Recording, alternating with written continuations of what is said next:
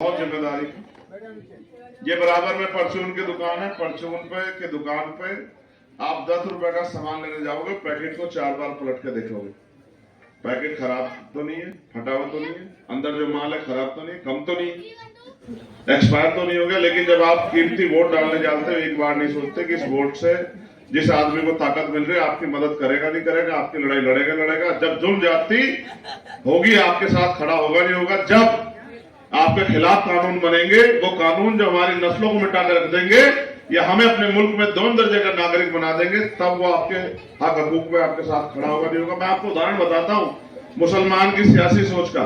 हमारे बहुत जिम्मेदार दलित समाज के लोग बैठे, मेरे छोटे भाई सब लोग, इन्होंने जाप्तागंज में बिना प्रोग्राम के प्रोग्राम कर दिया।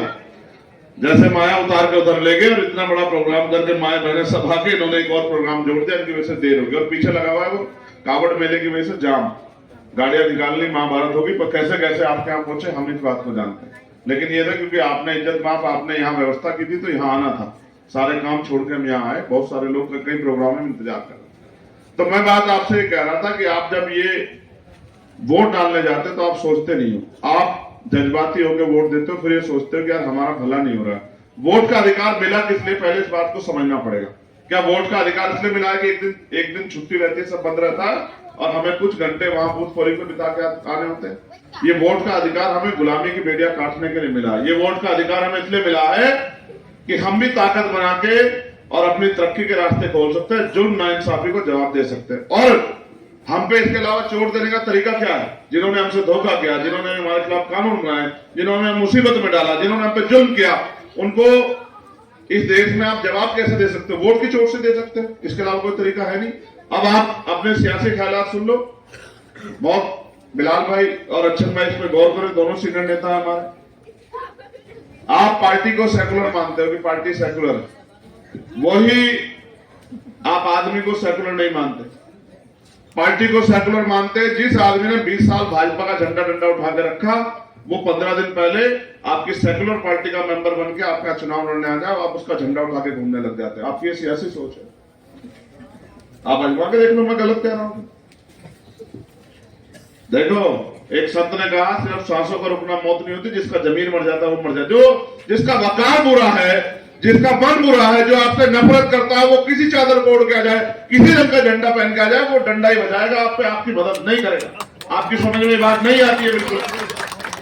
और जिसका वकार साफ है, जो आपके लिए मरने मिटने को तैयार है, उससे आप उसको खोद खोद के देखते रहते हो।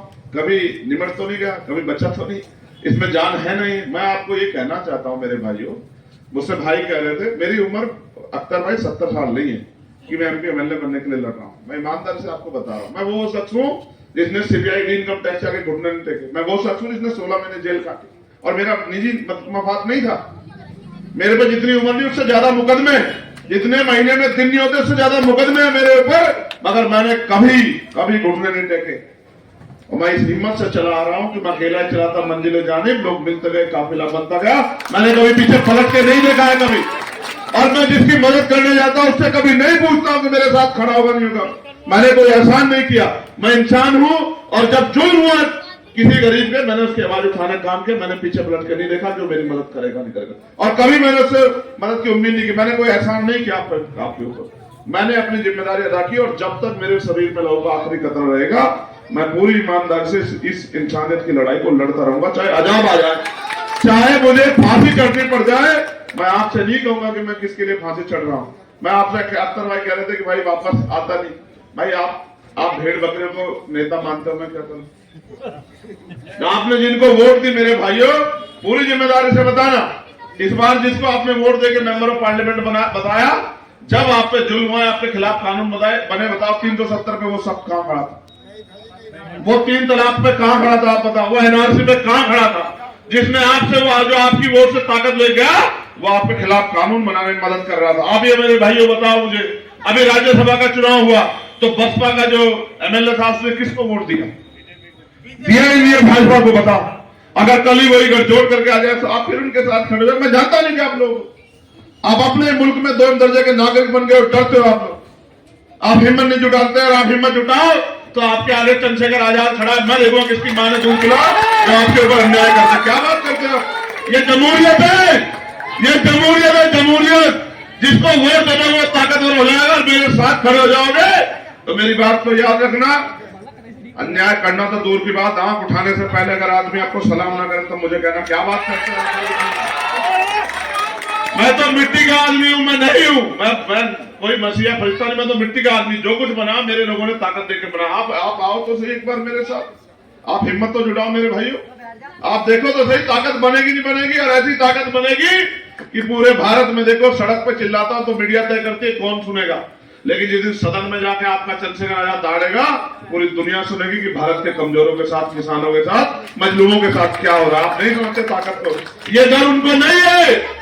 भाजपा के लोगों को जानते हैं कि लड़ाई उनकी मेरी आर पार की है, लेकिन ये डर उनको भी है जो आपके सियासी रहनुमा जिनको लगता है कि गरीब का बेटा आगे ना बढ़ जाए। आप ये बताओ आज के दौर में क्या व्यापारी को राजनीति कर सकता है? क्या बताओ भाई, जिम्मेदार लोग कर सकता है? सीबीआईडी वाले सुबह जाएंगे अपने घर, वो चिंगार मारता फिरेगा, सुबह भाजपा का पट्टा पहन के आपके यहाँ गांव में यही घूम रहे होंगे बहुत सारे मुस्लिम और दलित और पिछड़े वर्ग के लोगों ने पहन रखे होंगे भाजपा के पट के। आप देखो, कोई व्यापारी, कोई कारोबारी, कोई भ्रष्टाचारी नहीं कर सकता भाजपा का मुकाबला। अगर कोई कर सकता है तो वो जिसपे खोने का डर नहीं है। मैंने आप कह रहे थे अख्तर भाई, मैंने गोली जो है ना, मेरी पीठ में गोली लगी, 4 गोली। जेल मुकदमे क्या होते हैं? मैंने एक दिन घर नहीं बैठा, तीसरे दिन बहते खून में मैं भरतपुर सभा करने के लिए गया। 7 घंटे खून बहता रहा, मैं सभा कर रहा था, खून बहता रहा, मुझसे कहते रहे मर जाओगे। मैंने कहा इज्जत जिल्लत मौत जिंदगी उसके हाथ में, जिसने पैदा किया। अगर डर गया तो वैसे ही मर जाऊंगा, मेरा जमीन ही गवाही नहीं देता। मेरा नाम चंद्रशेखर आजाद है, अगर मैं डर गया तो मेरे पास बचेगा क्या? मैंने तो यही कमाया, और मैं किसी धन्ना बेच का बेटा थोड़ा ही, किसी करोड़पति व्यापारी का बेटा थोड़ा ही, किसी नेता का, मुख्यमंत्री का बेटा भतीजा थोड़ा ही। मैं तो जमीन से चल के आया।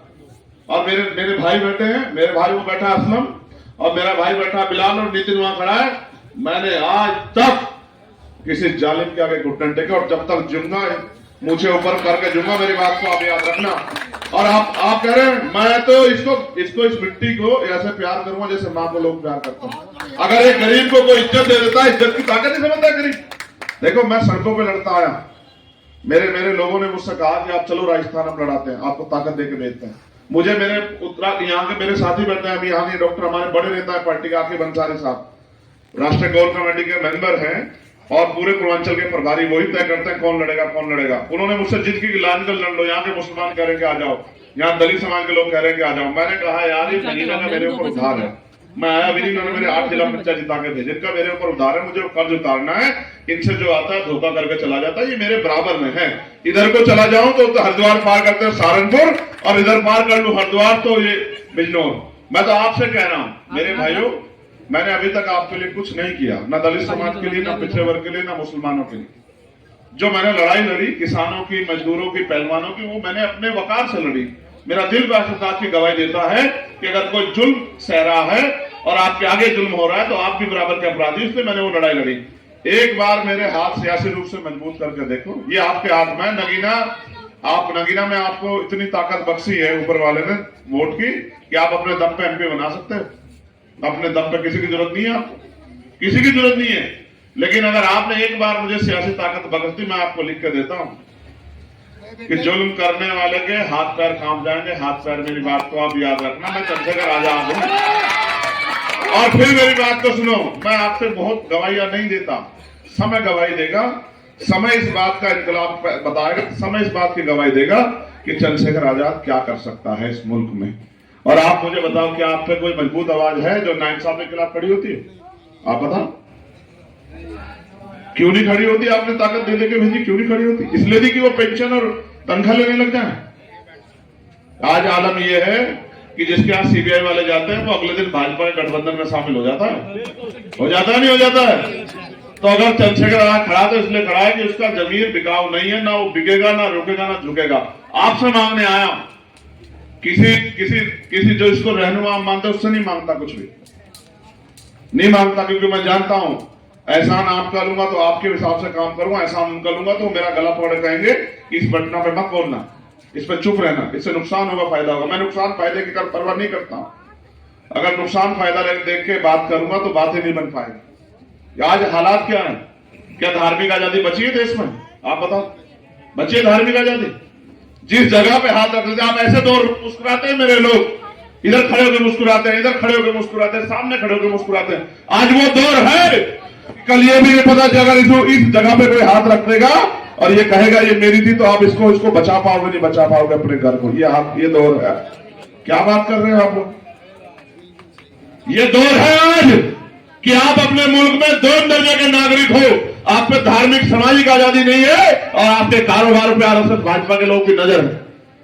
जीएसटी के छापे लगते हैं इसलिए कि आप अपने पैरों पे खड़े हो। जिस दिन आपसे आपका रोजगार टूट गया, आप इस देश में गुलामों से पूरी जिंदगी जियो, उस दौर को लाना चाहते हैं। मेरे साथ जितेंद्र भाई बैठे हैं, भारतीय जनता पार्टी में नेता था।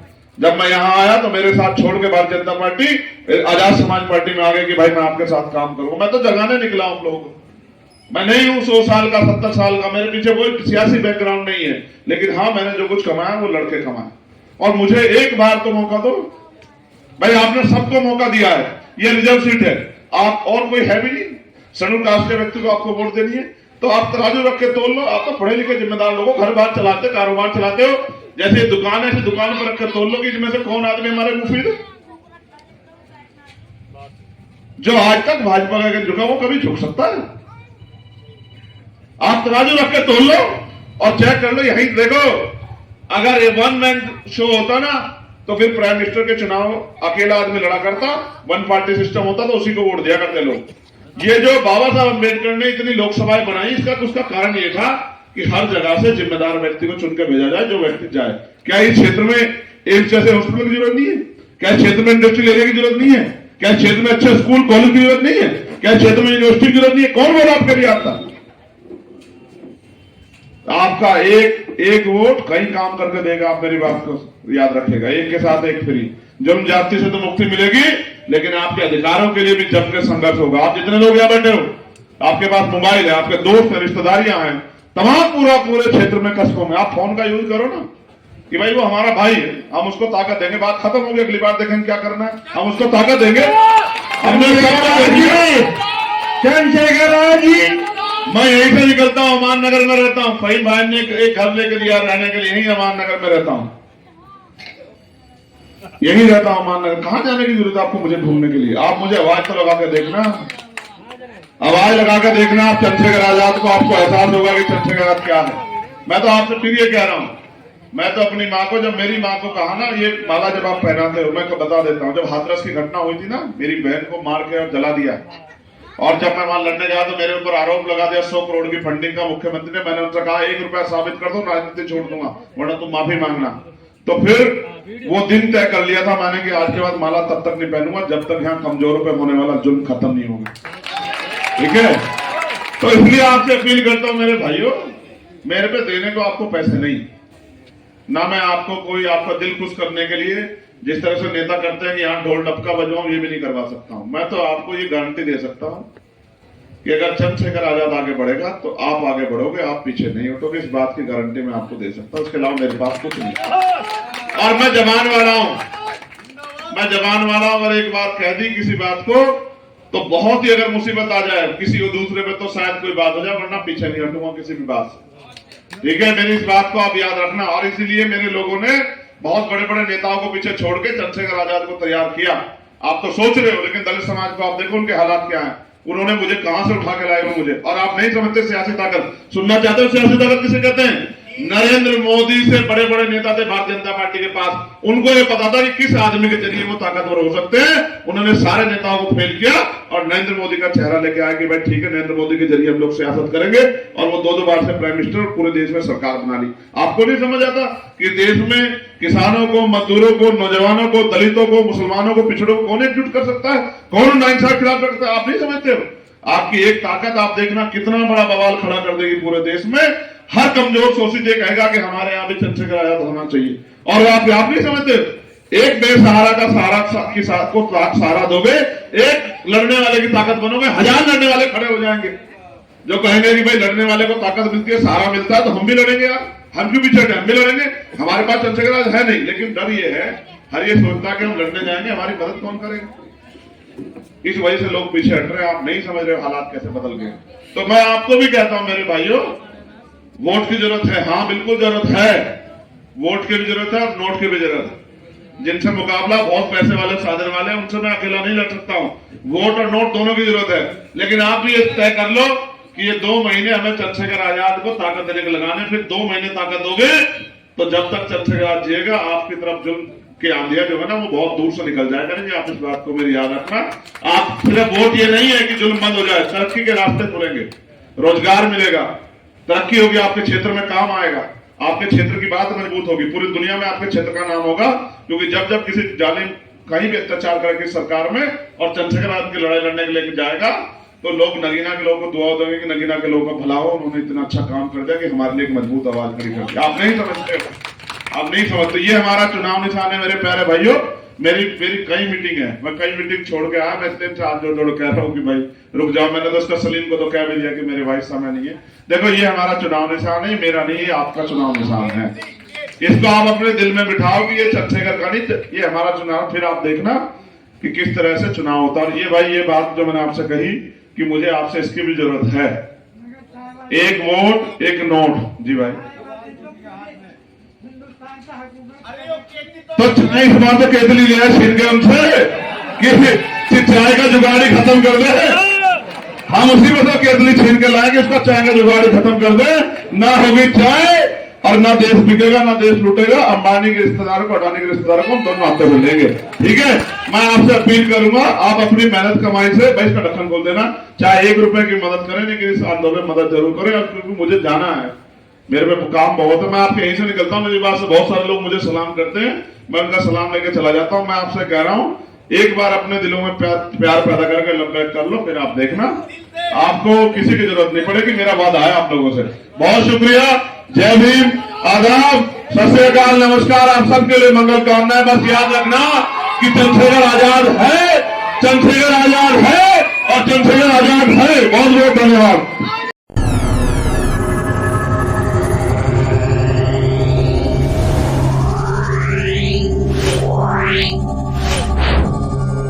Yeah.